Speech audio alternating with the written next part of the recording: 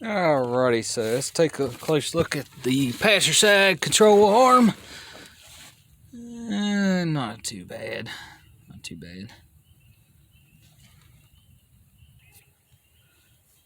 Driver's side control arm. I've been cleaning up on this thing about 2 hours later, and that's what we got. Got it cleaned up. Like I mentioned, I don't see anything really obviously wrong with it. We don't see no cracks or anything around this area here on either side.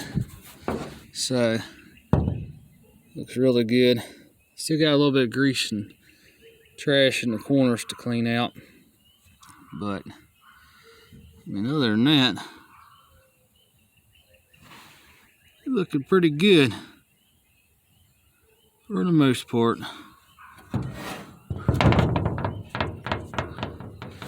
Now, here's the bottom of the control arm there. That's what it looks like. That way, if you got an Edsel there, this is the driver's side.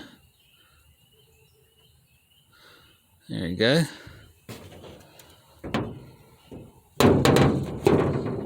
The back of the car is that way. Front of the car is that way, obviously. Still got a little bit of cleaning to do up in here a little bit. Had a bunch of gravel and dirt and grease and grime and everything else up in there, but I've been cleaning on this thing, and still had a lot of the factory paint still on it.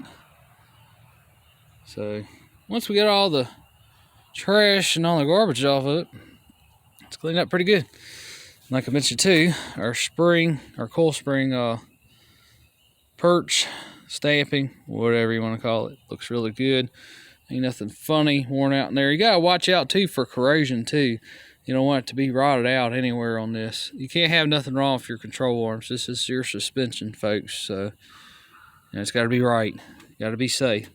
But this control arm, like I figured, it's completely usable. So it's nothing really wrong with it. You know, it's not bent or anything like that. It's really, really good.